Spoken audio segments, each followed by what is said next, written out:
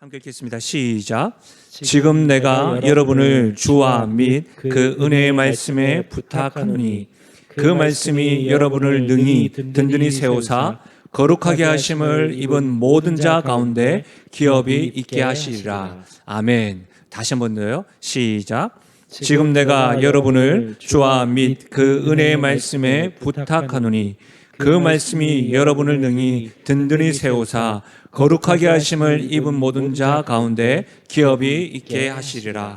아멘. 저는 본문의 말씀을 가지고 말씀에 부탁받은 삶, 말씀에 부탁받은 삶이라는 제목으로 말씀 나누겠습니다. 우리 다시 한번 더 인사하실 때 이렇게 인사하겠습니다. 우리 다기세하자. 이렇게 인사할까요? 시작. 우리 다기세하자. 여러분, 우리 다기세가 무슨 말이에요? 다시 기초를 세우자. 지금 우리가 요한복음을 잠시 멈추고 다시 기초를 세우자라고 하는 주제를 가지고 지금 오늘 네 번째 말씀을 전하고 있습니다. 네 번째이기 때문에 우리 앞에 있는 말씀을 반복하는 것은 우리에게 유익하다고 생각되어집니다. 첫 번째 어떤 주제로 전했죠? 영적인 슬럼프가 지속될 때 어떻게 해야 되는가? 구원의 확신부터 점검하라고 했습니다. 그렇죠? 영적인 슬럼프가 지속될 때. 두 번째로는 영적 피로를 인식하는 삶에 대해서 살펴보았습니다. 그리고 지난주에는 영적 부흥을 우리 꿈꿉시다. 부흥이라고 하는 단어를, 잃어버렸던 단어를 회복합시다 라고 말씀드렸었습니다. 영적 부흥을 꿈꾸기 위해서 우리가 세 가지를 기억하라고 말씀했는데 기억나시나요? 느헤미야 말씀을 통해서 어떻게 해요? 첫 번째, 진단하라. 두 번째, 고민하라. 세 번째, 기도하라. 괜찮아요? 매주마다 제가 반복할게요. 다시 한번 진단하라, 고민하라, 기도하라. 우리 영적 상태를 진단해야 됩니다. 우리의 영적 상태와 형편을 알았다면 어떻게 해요? 고민하라고 했습니다. 고민하는 것으로만 끝나지 아니하고 기도하는데 나와 공동체를 위해서 기도해야 한다고 했습니다. 그때에 지금, 과거가 아니라 지금 위로하시고 역사하시고 부흥하시고 회복시키시는 하나님을 경험하고 그 하나님으로 인해서 우리가 영적 부흥을 꿈꿀 수 있다고 했습니다. 우리 모두가 이와 같이 꿈꾸는 인생, 꿈꾸는 성도 되시기를 예수님의 이름으로 축복합니다. 오늘은 은혜의 수단되는 말씀 생활에 대해서 우리가 살펴보도록 하겠습니다. 다시 기초를 세울 때에 다른 것 어떤 것보다 말씀 생활을 다시금 회복해야 된다는 것이죠. 여러분, 오늘 말씀은 이 말씀 생활에 대해서 살펴보고 구체적으로 우리에게 실천할 방법들을 적어도 여러분이 예배당에 나가실 때에 다 기억하고 실천할 수 있도록 도전받고 은혜 받는 시간이 되었으면 좋겠습니다. 우리 교회는 대한예수교 장로회 고신교단입니다. 전 세계 장로교가 이게 표준 문서로 사용되어지는 것이 있어요.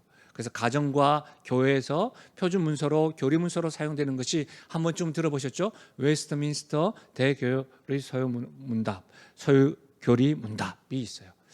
특별히 웨스트민스터 서교리 문답 88문에는 이런 질문이 있습니다. 들어보십시오. 그리스도께서 우리에게 지속적으로 구속의 유익들을 전달해 주는 수단은 무엇입니까?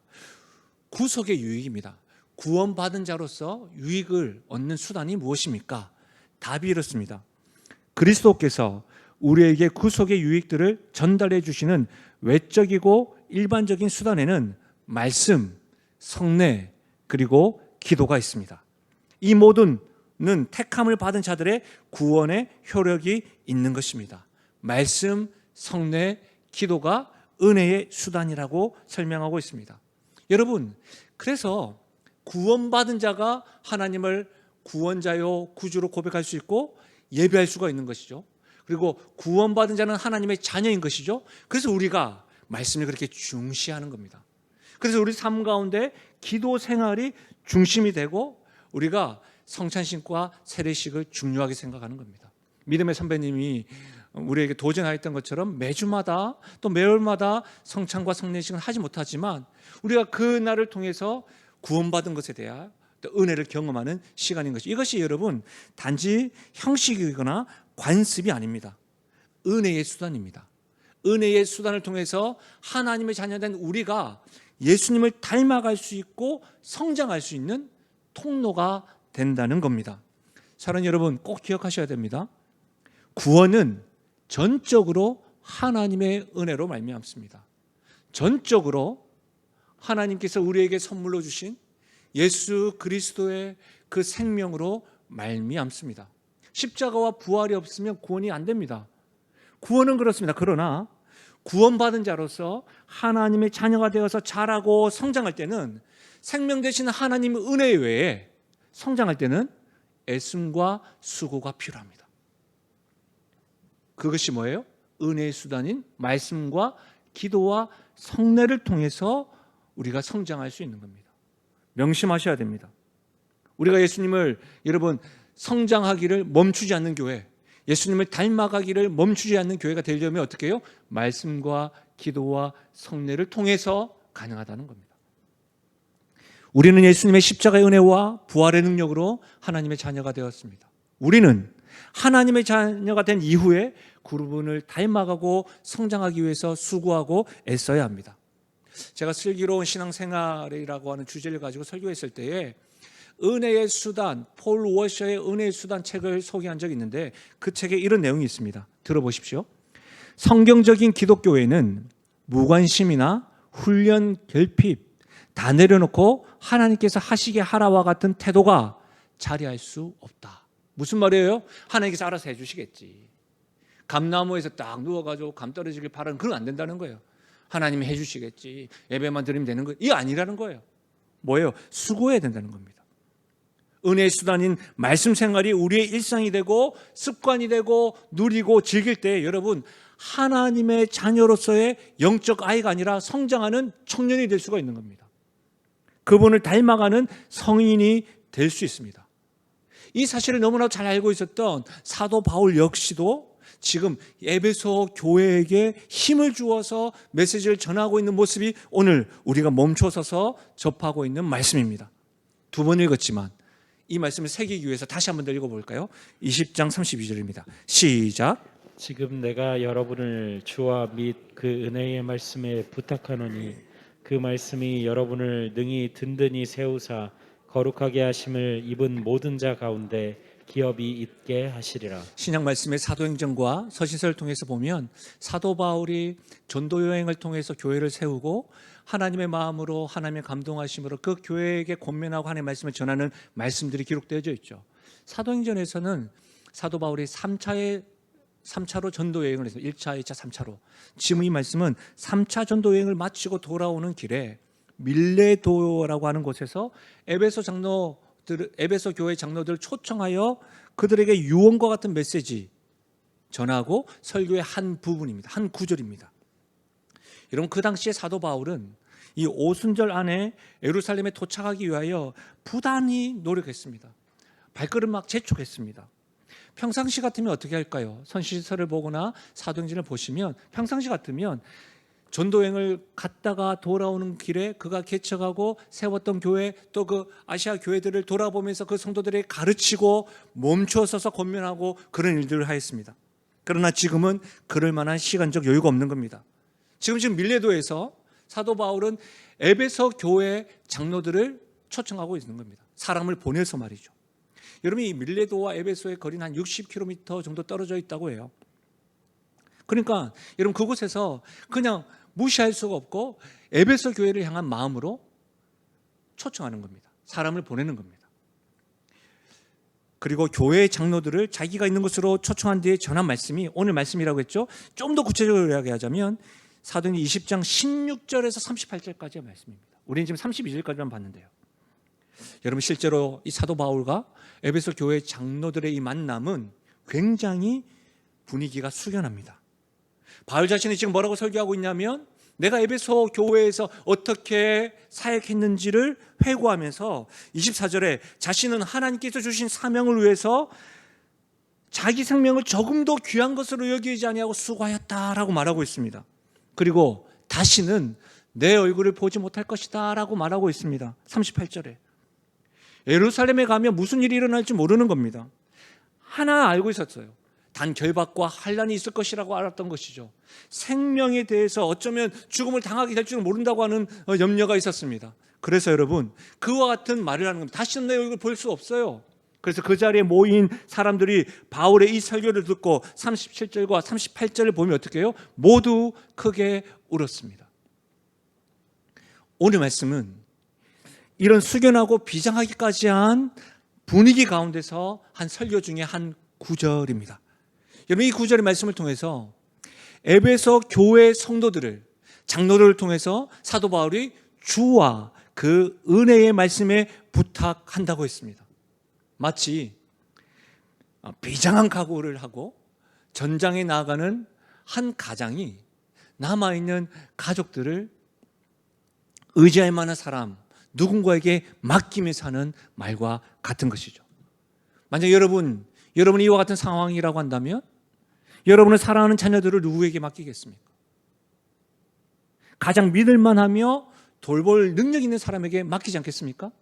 그런데 지금 사도 바울은 누구에게 맡기고 있습니까? 주님께, 그리고 그 은혜의 말씀께 그들을 부탁하고 있는 겁니다. 이 짧은 구절이지만 이 구절을 통해서 적어도 우리는 세 가지를 이해할 수가 있고, 그 세 가지를 이해하면서 말씀에 대한 적용을 할 수가 있을 것 같습니다. 첫 번째로는, 여러분, 이 말씀은 에베소 교회 장로들과 작별할 때 좀 더 구체적으로 마지막으로 전한 말씀입니다. 사도 바울과 장로들은 지나가면서 우연히 만났던 것이 아닙니다. 전도 여행 중에 장로님 잠깐 있어봐요, 어떻게 지내요? 그렇게 고민하고 있는 것이 아닙니다. 특별한 계획을 가지고 그들을 초청하여 만났습니다. 사도 바울의 바쁜 일정 가운데서도 특별한 목적을 가지고 만났습니다. 그만큼 중요한 메시지입니다. 그리고 뭐라고 이야기했습니까? 앞으로 나를 다시 만나지 못할 겁니다. 그러니까 사도 바울의 입장에서는 자기 심중에 있어서 오늘 마지막 만남이니까 가장 중요한 메시지를 전하고 있는 겁니다. 가장 필요하다고 생각하는 것 말이죠. 제가 이 말씀을 묵상하면서 사도 바울은 아니지만 그 심정으로 묵상해 봤어요. 제가 만약 오늘이 여러분과 마지막 강단의 시간인 거예요. 그러면 저는 오늘 말씀 전하기 전에 아마도 수요일이나 금요일이나 토요일 날 우리 장로님들을 초청하겠죠. 그리고 우리 권사님들, 항중직자, 우리 안수집사님들, 은퇴 믿음의 삶을 부르겠죠. 그리고 우리 목자들을 부르겠죠. 그리고 내가 무슨 말을 할까? 그동안 저한테 삐진 거 있으면 용서해요, 이런 말을 할까? 부탁합니다, 뭐 이런 말을 할까? 즐거웠고 행복했습니다, 이런 말을 할까? 근데 여러분, 여러 말들을 하고 싶은 게 너무너무 많아요. 뭘 선택해야 될지 모르겠더라고요. 근데 사도 바울의 심정으로 묵상하다 보니까 저도 사랑하는 여러분, 여러분의 주님과 은혜의 말씀에 부탁합니다라고 하고 싶더라고요. 오늘 이 말씀은 사도 바울이 에베소 교회 장로들과 작별할 때 마지막으로 전한 말씀입니다. 예수님께서 십자가상에서 하신 말씀을 가상칠언이라고 하죠. 그래서 우리가 고난주간 때마다 그 말씀이 굉장히 중요하다고 살펴보죠. 또 마태복음 28장을 통해서 예수님께서 이 땅에서 승천하실 때 가장 대위임령이라고 하는 것, 마지막 말씀이기 때문에 사도 바울에게 있어서 에베소 교회 장로들에게는 마지막 말씀이었습니다. 두 번째로, 이 말씀은 마지막 말씀일 뿐만 아니라 문제 해결책으로 전한 것입니다. 제가 31절뿐만 아니라 20절에서 38절까지의 말씀이 설교라고 했습니다. 그렇죠? 그럼 이 문맥적으로 이해할 때 여러분 29절과 30절 말씀 같이 한번 읽어볼까요? 29절과 30절입니다. 시작. 내가 떠난 후에 사나운 이리가 여러분에게 들어와서 그 양떼를 아끼지 아니하며 또한 여러분 중에서도 제자들을 끌어 자기를 따르게 하려고 어그러진 말을 하는 사람들이 일어날 줄을 내가 아노라. 여러분, 지금 사도 바울은 자신이 떠나고 나면 어떤 일이 일어날 것을 알고 있었다고 했습니다.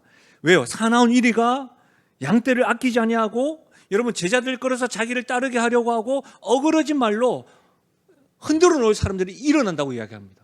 그때에 문제를 어떻게 해결할 것인지 방법을 지금 전하고 있는 겁니다. 마치 우리가 삼국지 같은 걸 영화나 책을 보면, 여러분 초나라가 사실은 장군이 있었잖아요. 우리가 잘 알고 있는 유비와 관우와 장비와 또 갑자기 생각이 안 나지? 조자룡이 있었잖아요. 이런 장군들이 있었지만 늘 군대는 좀 작았거든요. 그러나 또 누가 있었어요? 군사 조자 누구죠? 제갈공명이 있었잖아요. 꼭 전장터에 나갈 때마다 제갈 군명이 장군들에게 뭐 해줘요? 주머니 같은 거 든다. 주머니 같은 거. 문제가 있으면 이거 한번 펴보라고. 그런 거죠. 꼭 그와 같은 모습이 연상되는 것 같습니다. 사도 바울은 지금 에베소 교회 장로들을 불러서 내가 떠나면 이런 일들이 있을 것인데 그 문제 해결 방법으로 뭐래요? 어떤 문제가 일어날 때마다 그 해결의 능력은 뭐라고요? 오직 주님과 그 은혜의 말씀에 있다는 것을 확신하고 그들을 주님과 은혜의 말씀에 부탁하고 있는 것입니다. 사랑하는 여러분, 언젠가 우리에게도 영적으로 방해를 부리는 흉악한 이들이 몰려와서 우리를 아끼지 않고 해치려고 하는 일들이 일어날 수 있습니다. 언젠가는 우리 안에서 영적으로 혼미한 사람들이 모여서 이런 말 저런 말로 해놔서 여러분 우리 역시도 혼미할 때가 있습니다. 이럴 때 많은 사람들이 말씀보다 자기의 경험이나 지혜로 해결하는 경향이 있습니다. 그럴 때마다 사도 바울이 에베소 장로에게 전했던 이 말씀을 우리는 기억해야 되는 것이죠. 그럴 때마다 그 문제 해결은 누구에게 있다? 주님과 그 은혜의 말씀에 있음을 확신해야 합니다. 그럴 때마다 우리는 먼저 하나님 말씀 안에서 해결책을 찾아가야 하는 것이지요. 마지막 세 번째로 이해할 수 있는 것은 뭐냐면 사도 바울은 직접적으로 지금 에베소 교회 지도자들을 상대로 전한 말씀입니다. 여러분, 지도자들에게 필요한 것은 상당하지요. 신약 말씀에 보면 집사와 장로를 세울 때도 자격들이 있습니다. 그렇죠? 그래서 교회 안에서 봉사자들을 세울 때도 은혜 받는 것뿐만 아니라 자격들을 이렇게 주어집니다. 그리고 뭐예요? 그 자격들을 잘 감당할 수 있도록 어떻게 훈련도 하고 필요한 것들을 제안하기도 합니다. 여러분, 특별히 지도자들에게 어떤 것들이 필요할까요? 여러 가지 인격적인 특성들이 필요합니다. 지혜만 필요한 것이 아니라 기술도 필요합니다. 지식도 필요합니다. 지도력도 필요합니다. 교회로 따지고 보면 선교 전략도 필요하고요. 비전도 필요하고요. 교회 운영의 방식도 필요합니다. 행정 조직에 대한 이해도 필요합니다. 사람들 인사의 문제에 있어서 고민과 선별하는 눈들도 필요합니다. 여러분, 따지기 한두 가지가 아닙니다. 그런데 지금 사도 바울은 마지막일 수 있는 만남에서 에베소 교회 장로들에게 여러분 다른 것들을 가르치기보다 그들을 하나님께 그 말씀에 부탁하고 있는 겁니다. 지도자라 할지라도 다른 그 어떤 방법보다 먼저 뭐예요? 말씀에 부탁받은 삶으로 하나님 말씀에 중심된 삶을 살아야 함을 지금 강조하고 있는 겁니다. 그렇다면 이 말씀은 우리들에게 적용하면 어떻게 될까요? 저를 포함한 교회 리더 되시는 분들 명심하셔야 됩니다. 많은 행정적인 것들로 우리가 선택하고 결정해야 되겠지만 우리 항정직들, 목자들 가장 먼저 여러분이 배워야 될 것은 뭐예요? 말씀에 부탁받은 삶으로 말씀 중심 삶이 되어야 한다는 겁니다. 사랑하는 여러분, 이것이 우리 교회 리더들이 귀담아 들어야 합니다. 교회 지도자들이 그렇다면 여러분 영적인 어린 그리스도인이나 평범한 성도 역시도 말씀에 부탁받은 삶으로 말씀 중심으로 살아야 함을 믿으시길 바랍니다. 이렇게 사도 바울이 말씀에 부탁하는 이유가 뭐예요? 하나님의 말씀은 살았고 활력이 있어 그 말씀에 능력이 있기 때문입니다. 이 한 구절 말씀에 그 말씀의 능력이 두 가지가 알 수가 있는데 첫 번째로는 한번 따라 하실까요? 말씀은 우리를 든든히 세웁니다. 그렇습니다, 여러분. 우리를 든든히 세우는 것은 말씀입니다. 우리는 종종 뉴스데스크를 통해서 도로에 큰 구멍이 생기는 싱크홀을 봅니다. 그리고 화려하고 아름다운 조명 아래 있는 건물들이 벽에 금이 가고 갑작스럽게 무너지는 것도 봅니다. 여러분, 우리가 어떤 건물들을 세울 때 얼마나 많이 고민을 합니까? 그렇죠? 계획을 합니까? 최선을 다합니다. 그러나 여러분, 세월 앞에 건물 역시도 여러분 여기저기 문제가 일어날 수가 있습니다. 건물만 그렇습니까? 사람도 그러합니다. 심지어 여러분 모든 것을 가졌다고 하는 사람들도 하루아침에 밑바닥 인생이 되는 것을 우리는 봅니다. 여러분, 제가 좋아하는 영화 배우 가운데 한 분이 계신데 목소리가 인자예요. 그리고 그분 때문에 제가 커피를 얼마나 맥심 커피를 많이 타 먹었는지 몰라요. 안성기님. 예. 목소리로 주잖아요. 커피는 사랑입니다. 막 흉내 내기도 하고. 오늘 안 통합니다.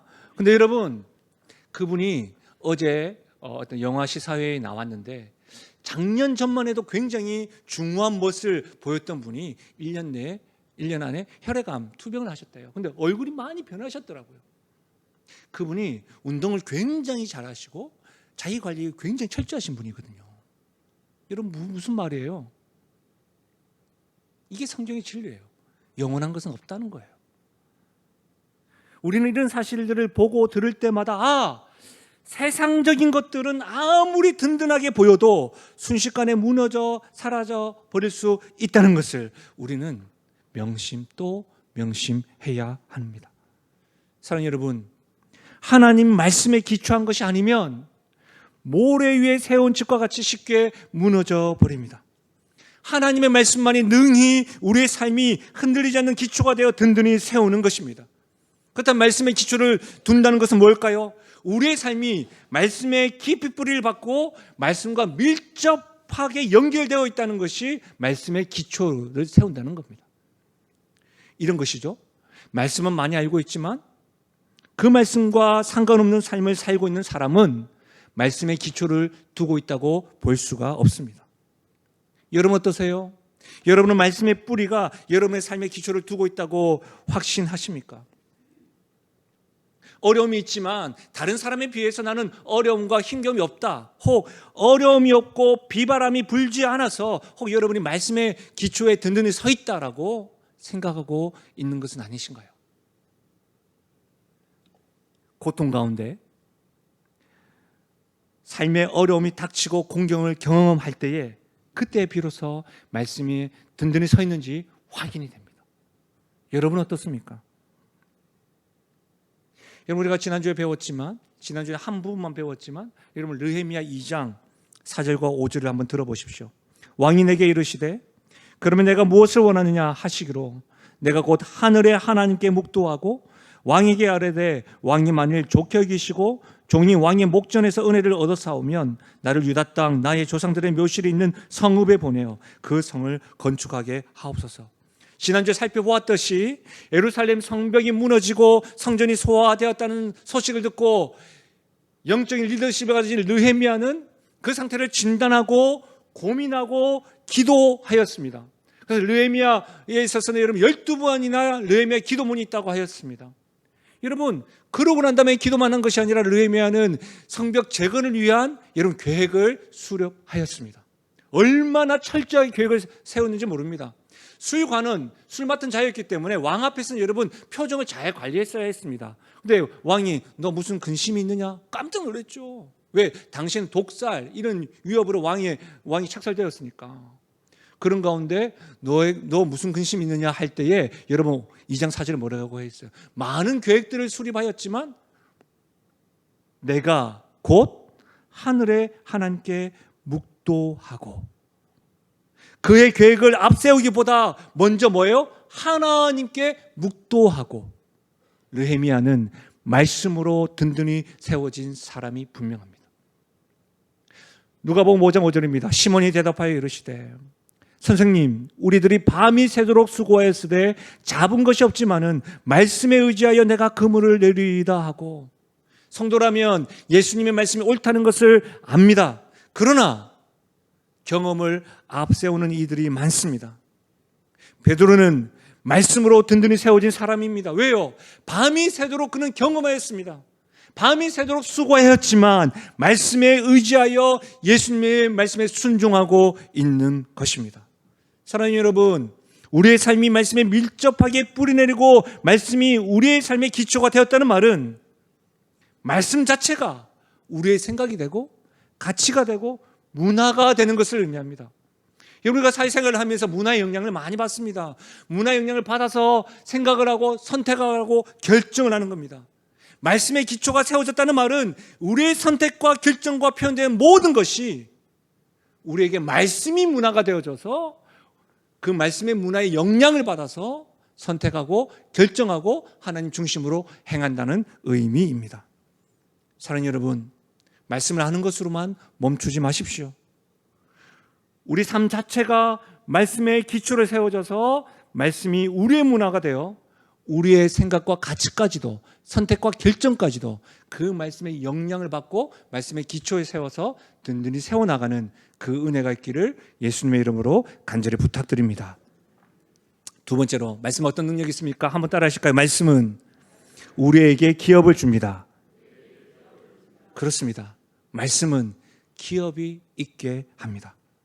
우리 마지막으로 32절 다시 한번 읽어볼까요? 본문의 32절입니다. 시작. 지금 내가 여러분을 주와 및 그 은혜의 말씀에 부탁하노니 그 말씀이 여러분을 능히 든든히 세우사 거룩하게 하심을 입은 모든 자 가운데 기업이 있게 하시리라. 여러분, 말씀은 기업을 있게 합니다. 기업이라고 하는 것은 대대의 선조나 부모로부터 물려받은 이 유산을 의미합니다. 그래서 유업, 분깃, 산업, 상속, 후사, 나의 몫을 주십시오. 그렇게 여러 다양하게 표현되어집니다. 구약에서는 하나님께로부터 받은 토지가 기업의 주된 의미였습니다. 그래서 여러분, 토지는, 땅은 하나님께서 주신 선물이라고 하여서 주인이라 할지라도 안식령을 지키는 겁니다. 근데 여러분, 토지뿐만 아니라 종이나 가축이나 그 밖에 가문, 그 토지 안에 있는 우물이나 그 밖에 가문 여러 가지 재산 등도 기업으로 상속되곤 했습니다. 구약의 말이죠. 그 다음에 우리가 신약시대에 살고 있는 우리들은 어떨까요? 만물의 상속자이신 예수 그리스도 안에서 우리가 누릴 수 있는 모든 분깃, 모든 축복들이 곧 기업입니다. 그래서 사도 바울은 갈라디아에서 이렇게 말씀하고 있습니다. 너희가 그리스도의 것이면 곧 아브라함의 자손이요 약속대로 기업을, 유업을 이을 자니라. 로마서 4장 13절입니다. 아브라함이나 그 후손에게 세상의 상속자가 되리라고 하신 언약은 율법으로 말미암은 것이 아니라 오직 믿음에 의히 되시는 예수 그리스도 그분으로 말미암은 것이니라. 성도는 오직 믿음의 의로 온 세상을 기업으로 물려받게 되었습니다. 그래서 여러분, 우리가 세상에 나아갈 때에 아이고 죽겠네가 아니라 하나님께서 우리에게 기업으로 준 줄로 알고 세상에서 그리스도인으로 살아가는 겁니다. 그리스도는 교회의 머리일 뿐만 아니라 온 세상의 구주요 구원자가 됨을 믿으시길 바랍니다. 이 믿음을 가지고 이해하신다면 단지 파송이라는 개념 이전에 여러분, 세상 속에서 그리스도인으로 살아가는 것은 주께서 우리에게 주시겠다고 하는 기업의 약속을 믿고 살아가는 것이지요. 더 놀라운 것은 여러분, 베드로전서 1장 3절과 4절입니다. 들어보십시오. 우리 주 예수 그리스도의 아버지 하나님을 찬송하리로다. 그의 많으신 긍휼대로 예수 그리스도를 죽은 자 가운데서 부활하게 하심으로 말미암아 우리를 거룩하게 하사 산 소망이 되게 하시며 썩지 않고 더럽지 않고 쇠하지 아니하는 유업을 있게 하시나니 곧 너희를 위하여 하늘에 간직하신 것이라. 하늘에서 우리에게 주실 것, 썩지 않고 더럽지 않고 쇠하지 아니한 유업을 있게 하신다. 썩지 않고 더럽지 않고 쇠하지 아니한 기업을 있게 하신다. 사랑하는 여러분, 세상뿐만 아니라 하늘나라에서도 예수 그리스도와 함께 누릴 수 있는 모든 영적인 축복들이 우리들에게 기업으로 약속되어 있습니다. 이 땅에서와 하늘나라에서의 이 놀라운 기업을 우리가 누릴 수 있도록 해주는 것이 뭐예요? 바로 하나님의 말씀입니다. 사랑하는 여러분, 그렇기 때문에 이 말씀을 어떻게 믿느냐? 이 말씀을 따라 이 세상에서 어떤 삶을 살아가느냐에 따라 그 결과로 받는 기업이 있는 줄로 믿으시길 바랍니다. 이런 말씀이 생명의 양식입니다. 여러분, 양식을 먹어야 건강하다는 것을 알면서도 섭취하지 못하거나 식욕이 없거나 의욕이 없는 이유가 뭐죠? 영적인 생명이 없다는 거예요. 영적인 생명이 있으나 우리가 지금 살펴봤던 것처럼 뭐예요? 영적인 슬럼프가 지금 지속되고 있다는 거예요. 내가 영적인 생명은 있으나 영적 필요에 대해서 인식하지 못하고 있다는 거예요. 서기관들처럼. 아프다는 거예요. 또 뭐예요? 왜 우리가 영적 양식을 먹지 못합니까? 영적 양식이 아닌 간식을 많이 먹어서 그래요. 게을러서 그래요. 차리고 먹는 것까지 게으른 거예요. 심지어 여러분, 너무 지나치게 바쁘셔서 이 영적 양식을 먹지 못하는 경우도 있습니다. 여러분은 어디에 속하십니까? 어제 우리 사랑의 교회 강명욱 전도사님 모시고 중보기도 세미나를 했습니다. 참 은혜가 되었죠. 와, 은혜가 되고 도전되었습니다. 어떻게 저렇게 기도할 수 있을까요? 도전받는 것으로만 끝나면 안 돼요. 여러분, 우리가 도전받고 은혜 받는 것이 한두 번입니까? 늘 그 자리에 멈추니까 어떻게 해야 돼요?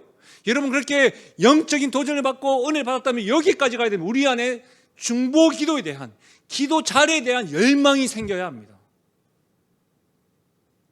마찬가지예요. 말씀이 우리의 삶을 든든히 세우고 기업이 있게 하신다는 사실을 믿는다면 그 말씀 안에서 더욱 성장하겠다고 하는 영적인 갈망이 우리에게 열망이 불타올라야 합니다. 날마다 말씀을 더 알아가고 말씀에 대한 사랑이 깊어지고 그 말씀에 내가 순종하기로 성장해야 되겠다라고 하는 그런 각오들이 세워져야 하는 겁니다. 여러분, 그런 각오들이 일어나십니까? 그럼 좀 더 구체적으로 그런 각오로 있는데 어떻게 이것을 구체적으로 실천할 수 있을까요? 저는 계시록에 있는 이 말씀 가지고 우리 삶에 적용해 보려고 합니다. 계시록 1장 3절인데요. 같이 한번 읽어볼까요? 시작. 말씀을 읽는 자와 듣는 자와 그 가운데 기록한 것을 지키는 자는 복이 있나니 때가 가까움이라. 이 말씀에서 말씀 중심의 삶을 살아가기 위해 우리 삶에 구체적으로 실천할 수 있는 방법 3가지. 한번 따라 하시고, 읽고 듣고 순종. 이전에 잇몸 약에 대한 광고 뜯고 물고 뭐 이게 기억이 안 나더라고요. 씹고 뜯고 물고 읽고 듣고 순종. 옆에 분들에게 한번 해봐요. 저를 보지 말고. 시작. 읽고 듣고 순종. 여러분, 읽고 듣고 순종해야 돼요. 근데 읽고 듣고 순종을 좀 더 구체적으로 제가 목장 나눔지에 이렇게 표현해 놨어요. 제가 쓴 책으로 우리 목장 모임도 했었는데, 목장 나눔지 여러분 지금 한번 펴봐요.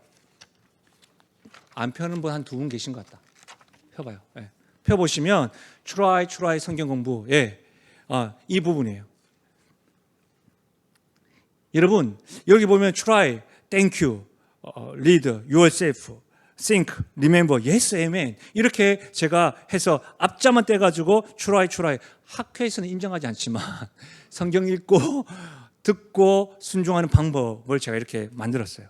근데 여러분, 먼저 성경 읽기 전에 thank you, 먼저 감사하십시오. 감사. 범사에 감사하기 위한 것은 여러분, 감사한 일이 있을 때 감사는 누구나 해요. 예수 안 믿어도 해요. 감사는 뭐예요? 하나님을 인정하는 거예요. 이런 환경을 허락하신 분이 누구다? 하나님이시다. 하나님을 인정한다는 말은 뭐예요? 하나님을 찬양하는 거예요. 성경 읽기 전에 여러분 딱 펴서 몇 장 읽을까? 이게 아니라 뭐부터 하라고요? 감사부터 하라고요. 하나님을 찬양 먼저 하시라고요. 그러고 나서 성경을 읽으십시오. 여러분, 세상에서 가장 유명하고 어디에나 있는 책이 바로 성경입니다. 그런데 기이하게도 가장 읽히지 않는 책이 성경입니다. 성경은 필수적으로 읽어야 할 책이면서도 가장 무시하고 있는 책입니다. 여러분, 성경은 인간의 언어로 기록된 하나님의 계시입니다. 성경은 예수 그리스도를 통한 구원이 주제입니다. 그렇기 때문에 여러분, 예수 그리스도 없이는 성경을 이해할 수가 없습니다. 성경의 수많은 이야기들을 다루고 있지만 단순한 설화가 아니라 하나님의 이야기입니다. 그래서 여러분, 성경을 읽을 때에 읽고 듣고 순종인데, 성경을 읽을 때에 하나님 중심, 예수님 중심, 성령님 중심으로 읽어야 합니다. 그래서 여러분, 저는 구체적으로 성경을 읽을 때 몇 번요? 3번 읽으셔야 됩니다. 3번. 하나님 어떤 분이실까? 예수님 어떤 분이실까? 성령님 어떤 분이실까? 제가 여러분 목장 나눔지에 있는 2번 사도행전 20장 32절을 3번 읽고 하나님, 사도 바울, 에베소 교회 장로들에 대해서 읽어보라는 겁니다. 이렇게 3번 읽으셔야 됩니다. 3번. 성경을 3번 읽으십시오. 여러분, 성경을 바로 읽을 수만 있다면 반드시 하나님을 만나게 됩니다. 성경을 읽었다면 이제는 들어야 합니다. 여러분, 하나님 말씀을 듣는다는 것을 신비한 것으로 오해하지 마십시오. 제가 주중에 저녁 늦은 시간까지 말씀을 준비하고 내려오는데 본당에서 우리 성도님 한 분이 지난주의 말씀을 휴대폰으로 들으면서 성경책을 같이 읽어 나가시더라고요. 너무 잘하고 있는 겁니다. 여러분, 유튜브에 주일 말씀, 여러분 지금 말씀 가운데 너무 아멘으로 잘 받아들이시지만 잠깐 집에 있는 거 생각하다가 놓친 말씀 있잖아요. 그 잠깐 좀 피곤하셔서 눈 잠깐 감으신 분 있으시잖아요. 지금 온라인에서 예배 드릴 때 잠깐 지금 물 마시러 가신 분 있을 거 아니야. 그때 내가 정말 중요한 이야기 했는데 모를 수 있잖아. 또 반복해서 듣는 거예요. 성경책을 펴고 잘 하시는 거예요. 근데 여러분, 저는 말씀을 듣는 방법 중에 하나를 소개하려고 합니다. 어떤 거냐면 읽었던 말씀을 한 문장으로 요약해 보세요. 여러분 생각을 추구하지 마시고 말씀 그대로를 요약해 보세요. 여러분, 우리가 기도를 열심히 합니다. 부르짖습니다. 간구합니다. 그리고 예수님의 이름으로 기도합니다 하는데 물어봐요. 집사님 어떤 기도하셨어요? 열심히 했는데 내가 불러준 뭘 했지? 너무 많이 해서 이렇게 할 때가 있습니다.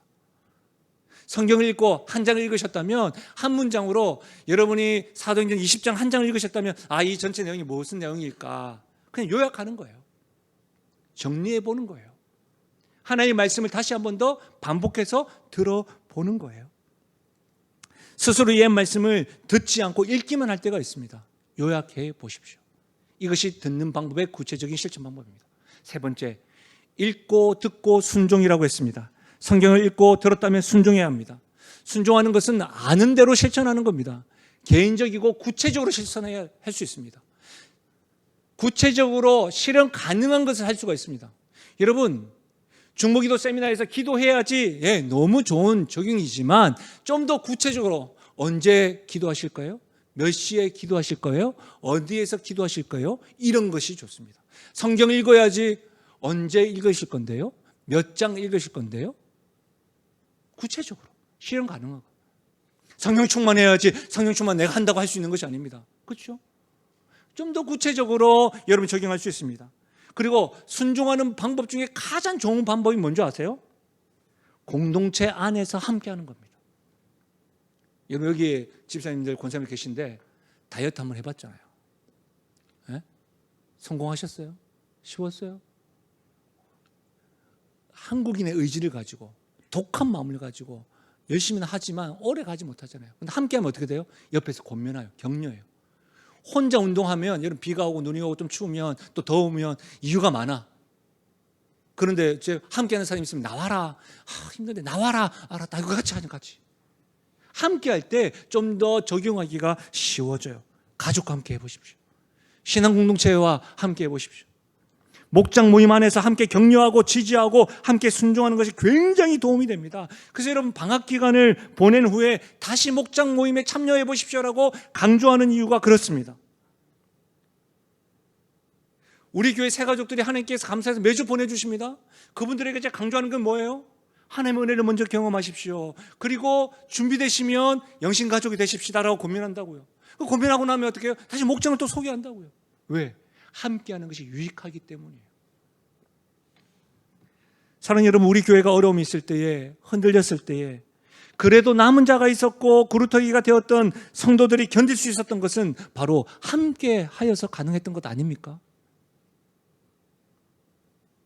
목장 모임이 여러분의 말씀을 읽고 듣고 순종하는 좋은 방법인 줄 알고 함께하여 말씀 중심된 삶이 되시기를 예수님의 이름으로 간절히 부탁드립니다. 여러분, 이 말씀 중심된 삶의 구체적으로 실천 방법 세 가지, 뭐라고 했죠? 읽고, 시작. 읽고, 듣고, 순종. 그렇죠? 그래서 제가 읽는 것에 더해다 하나 더 추가했어요. 뭐죠? 감사. 네 가지 해보겠습니다. 시작. 감사, 읽고, 듣고, 순종. 그렇습니다. 오늘부터 한번 해보십시오. 말씀을 마무리하겠습니다. 찬양 중에 말씀 앞에서라고 하는 찬양이 있습니다. 가사가 이렇습니다. 말씀 앞에서 경외함으로 주께 홀로 섭니다. 생명의 말씀 읽고 순종해 주를 예배합니다. 기록된 말씀 힘이 있어서 진리로 우리를 거룩해 하며 거룩한 말씀 세세 영원히 복음이 되어 말씀하시네. 하나님 말씀에 두려워 떠는 자, 그 말씀에 생명을 거는 자, 한 사람 찾으시는 주님의 약속을 믿어 하나님의 말씀에 운명을 거는 자, 순종하며 주 따라가는 자, 영원한 하나님 나라 이루어갈 주의 교회여 일어나라. 이 찬양을 계속해서 부르고 묵상하는데, 여러분, 하나님 말씀에 두려워 떨고 말씀에 생명에 건다고 해서 우리가 지금 들고 있는 이 경전, 이 성경에 목숨을 걸라는 것이 아닙니다.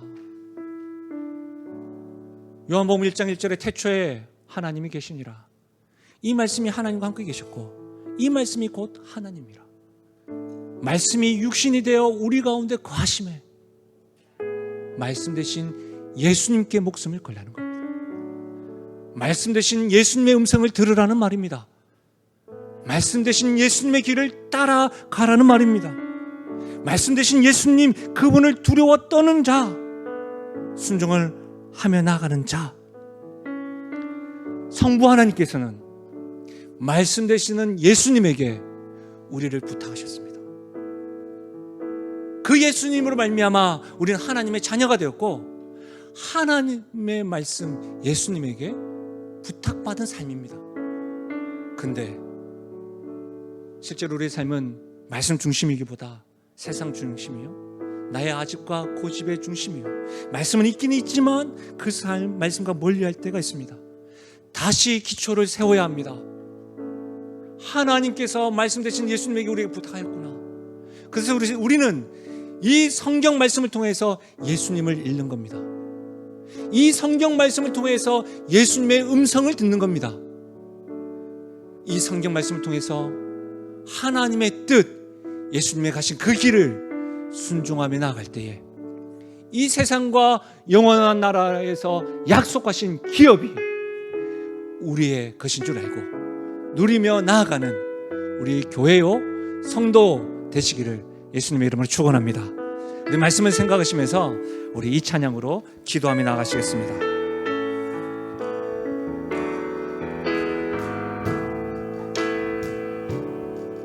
전능하신 나의 주 하나님은 능치 못하실 일 전혀 없네.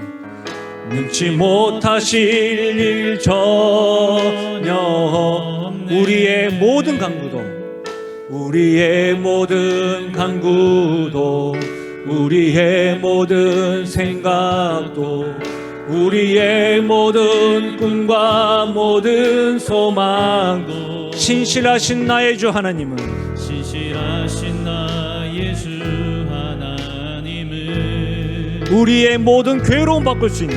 우리의 모든 괴로움 바꿀 수 있네. 불가능한 일 행하시고, 불가능한 일 행하시고, 죽은 자를 일으키시니 그를 이길 자 아무도 없네. 아멘. 주의 말씀 의지하여 깊은 곳에 금을 던져 오늘 그가 놀라운 일을 이루시는 것 보라.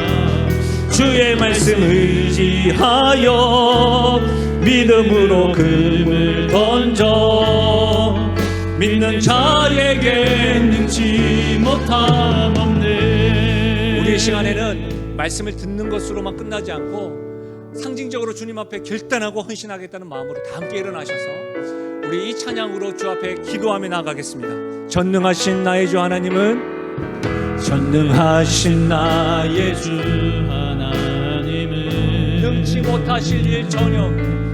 능치 못하실 일 전혀 없네. 우리의 모든 간구도, 우리의 모든 생각도, 우리의 모든 꿈과 모든 소망 신실하신 나의 주 하나님은, 신실하신 나의 주 하나님은 우리의 모든 괴로움 바꿀 수 불가능한 일 행하시고, 불가능한 일 행하시고, 죽은 자를 일으키시니 우리가 그분을 신뢰하는 마음으로 이렇게 고백하십시다.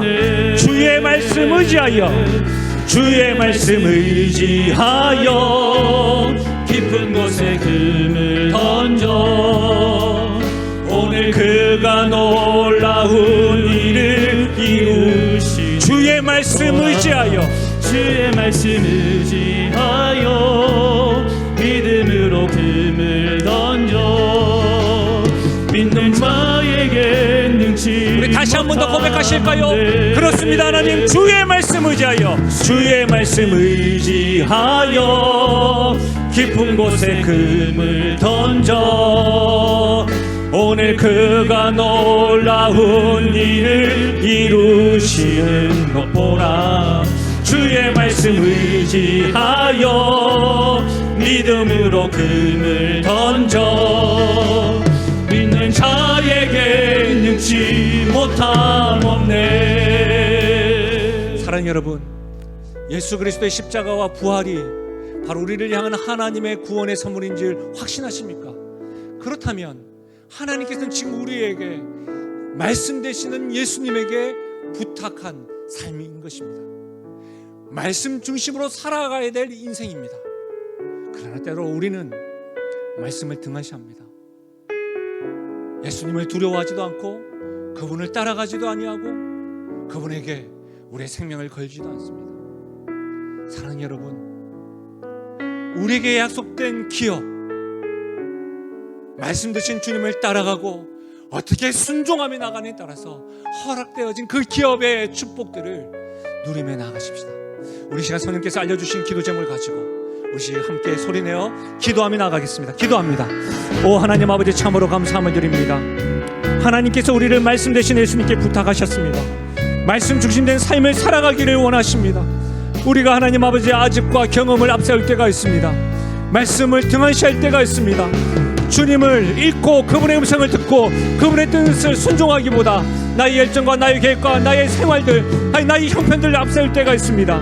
아버지 하나님이여, 말씀 되신 주님을 따르고 하나님 아버지 그 말씀을 따르고 순종하는 것이 우리의 문화가 되어서 나의 생각에서부터 가치와 행동과 선택하는 모든 것들이 말씀 중심된 삶이 되어질 수 있도록 하나님 역사해 주시길 간절히 바라고 소원드립니다.